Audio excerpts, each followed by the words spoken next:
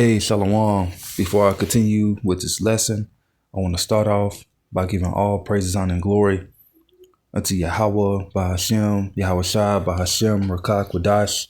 Double honors to the apostles and elders of Great Millstone, and peace and blessings to the hopeful elect. I'm the brother lawyer, and I teach the Great Millstone National Camp. Come back with a quick lesson, and this lesson will be entitled "The Lord Mustered the Battle." The Lord, Yahweh, is mustering this battle. He's preparing these armies of the world to go fight, because it's part of their recompense, and ultimately when the Lord's kingdom is established, all these other kingdoms or these other nations, they'll be put into subjection. So let's go right into it. This is an article from The Guardian, took a snapshot of, and we're going to go right into it. It says Houthi forces, which these are Ishmaelites. Some of them are Ishmaelites. Some of them are Elamites. All right. Houthi forces, and they're, of course, they practice Islam and they're Shiite, just like the Iranians, the Persians. All right. Houthi forces enter Iran conflict with missile attacks on Israeli military sites. And they also are talking about closing another strait, all right, that they basically control. Is going to hurt the world's economy even more, and not their allies' economy is going to hurt Western economies, so-called European economies. So we're going to go right into it. Isaiah 13, and it says Babylon to become utterly desolate, which this is not talking about ancient Babylon. Is talking about the daughter of Babylon, i.e. America, Babylon the Great, or Mystery Babylon. So Isaiah 13:1, like I said, it's going to be a quick lesson. Hit the scriptures and, get on about the day. The burden of Babylon, which Isaiah, the son of Amos, did see, lift ye up a banner upon a high mountain. Exalt the voice unto them, shake the hand, that they may go into the gates of the noble. So that's what we're doing. We got that banner set up. We're telling you that these other nations are going to go into captivity. They're going to go to World War III, and it's because what they've done to the nation of Israel. So let me go to another quick precept that came to mind. So it's Isaiah 30, I believe it's 34 or 33. No, it's 30.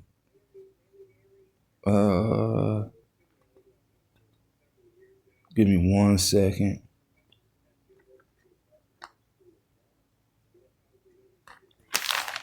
Might be 30. Yeah, 34. Right? It says, "Come near, ye nations, to hear, and hearken, ye people.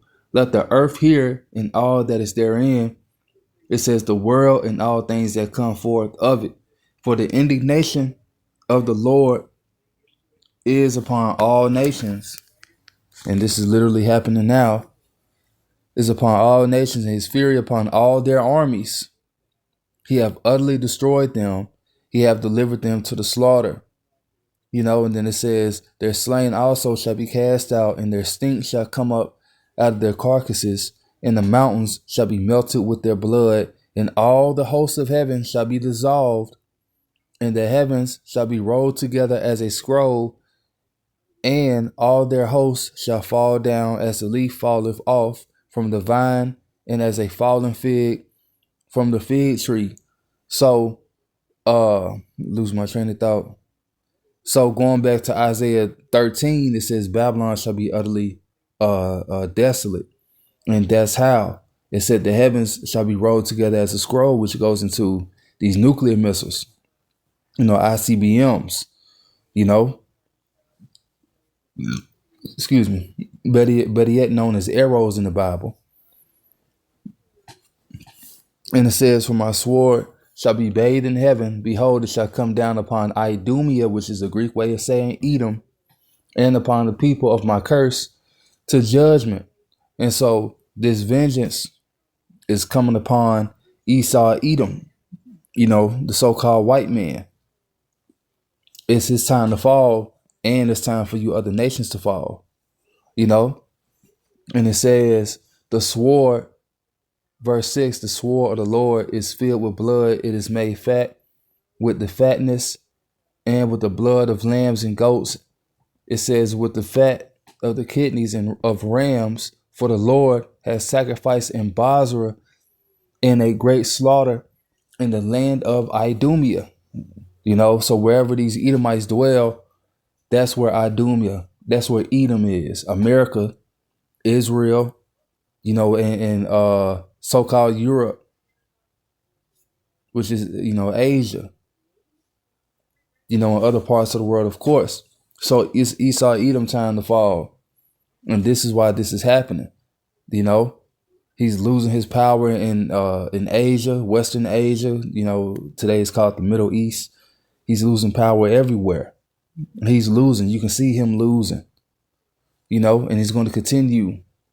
And so this sacrifice, well, that's what I was going to say, is that, America is going to be that great altar, that burnt offering unto Yahweh Bashim Yahushua for what they've done to the nation of Israel. It's going to say that. Let's get to the main point. Verse 8, for it's the day of the Lord's vengeance in the year of recompense for the controversy of Zion, which is the Israelites, the so-called blacks, Latinos, Native Americans, and Hispanics, then the Israelite foreigners. So this is happening for the controversy of Zion, for what y'all have done to the Lord's people. So first, is it 1 Thessalonians? Let's see. Give me 1 second. Or is it second? Let's see. No, this is Timothy. I think it's 2 Thessalonians 10. No, not 10. Let's see.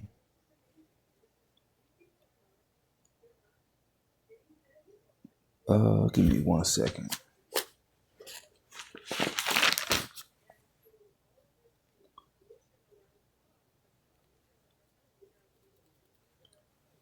I know where it said. I just can't find it as of right now. But I was looking for that tribulation to recompense. No, hold on. 2 Thessalonians.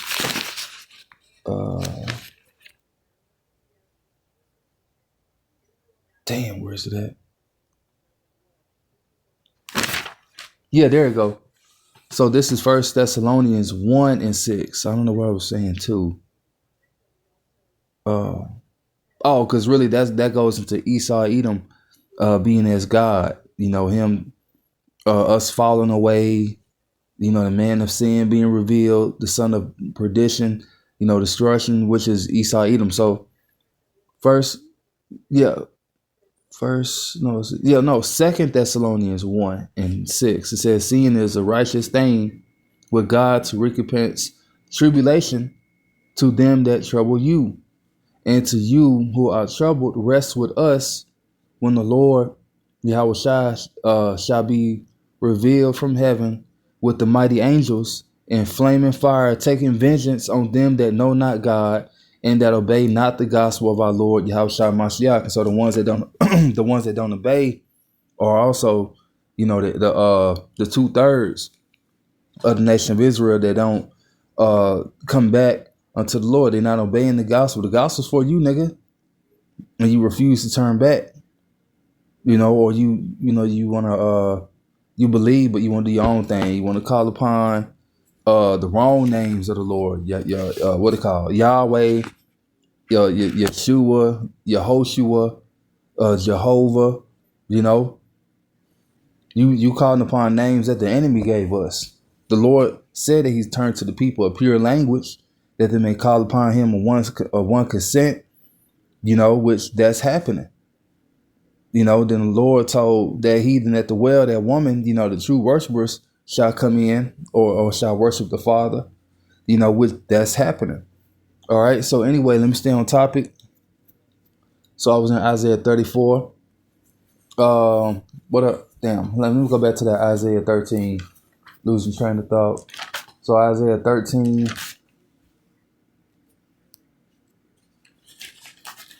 And and it says Isaiah 13:2, it says, exalt the voice of them, shake the hand that they may go into the gates of the noble. So this gospel has reached the elites, of all nations, especially Esau, Edom, but the elites of the Moabites, which are the Chinese, the Ammonites, which are the Japanese, the Japhites, which is some of them niggas in the islands, you know, uh, like I said, the Edomites, the Hamites, which are the Africans, which you have a lot of Israelites in Africa, i.e. West Coast and not West, yeah, West Africa, South Africa, the Bantu people, and so anyway, I'm going to the Joel also. It says, I have commanded my sanctified ones. I have also called my mighty ones from mine anger, even them that rejoice in my highness, the noise of a multitude in the mountains, like as of a great people. And it goes into the missiles. A tumultuous noise of the kingdoms of nations gathered together, the other nations coming together for war. The Lord of hosts mustered the hosts of the battle. So he the one that gathered them, to come to war or to go to war. They come from a far country, from the end of heaven, even the Lord and the weapons of his indignation to destroy the whole land. What is that? That's ICBM, intercontinental. It literally says they come from a far country, from the end of heaven, even the Lord and the weapons of his indignation. It's not talking about another army. That's talking about the missiles. That's like unto an army. The horses, like it says in Joel, and once again, destruction from the Almighty. Verse 6, howl ye, for the day of the Lord is at hand. It shall come as a destruction from the Almighty. And that's getting ready to happen. And I can read the rest of this, but you can read the rest of this. This all goes to Babylon the Great being destroyed. And then it says at the end of the verse, or around the 20th verse, 19, it says, in Babylon, the glory of kingdoms, the beauty of the Chaldeans' excellency shall be as when God overthrew Sodom and Gomorrah. So, what they call it? It was raining, not sulfur. Damn, I forgot how. It was raining fire from heaven, and you can see Sodom and Gomorrah today. That land, those cities, Sodom and Gomorrah and the 5 cities, all them places are here today as a memorial, as a reminder of how not to be. And goddamn it, America do it. Israel in the land, they do it. Pink City, look it up, But anyway, I don't want to go off into nothing else. I will.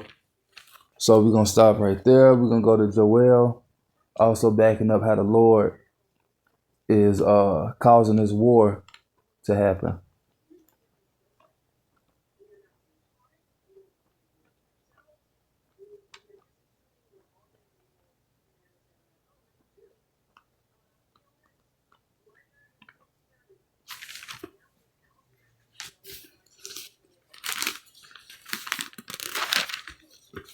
Damn, if I can find Joel, Salaki.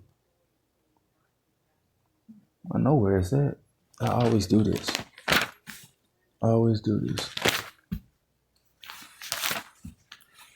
Give me 1 second.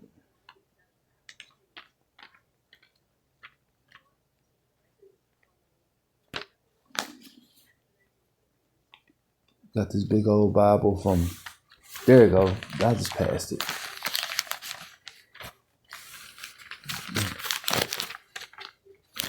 All right, Joel 3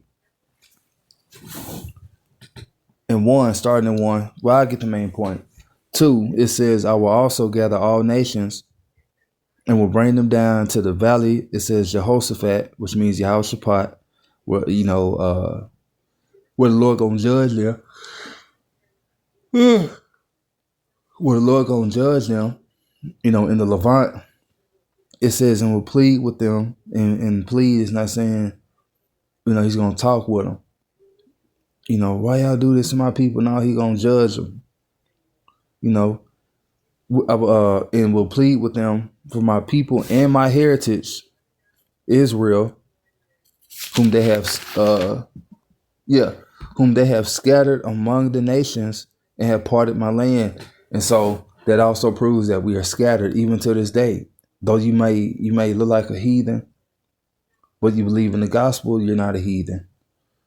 You were once a Gentile, carried away into these dumb idols. All of us, before we started teaching, were heathens. We weren't born in the land. We didn't grow up in our heritage being an Israelite. That ain't what happened. We all was idol worshiping, being heathens. But by blood, by seed line, we're not. All right, you have the records, fuck you and them goddamn records. Us coming back, us waking up is via faith, but you actually have to be a bloodline descendant of an Israelite, of one of the 12 tribes. That's throughout the whole Bible. You can't be no fucking spiritual Israelite and you a heathen, actual heathen. No, that's not how this works. All right. And so that's why the Lord is gathering these armies for what they've done to our people, us, and continue to do. All right. And it said that Israel getting hit, right? All right. You got something for that. Isaiah 2.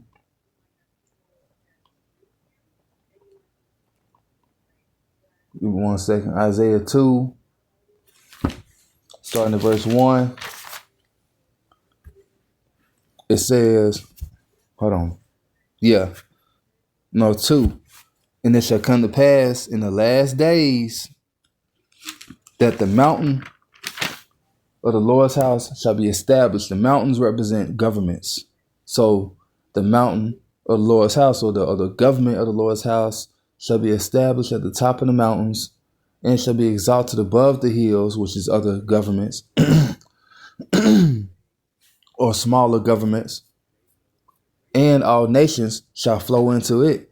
What's flowing into the nation of Israel? Missiles. Other nations ain't going to that place and say, oh yeah, we're going to worship Yahweh. They ain't doing that. They shooting missiles. Let me make sure I'm still recording. Okay. I don't want to make this too long, so I'm going to get to the main points. It says, and many people shall go, and I'll probably end with this.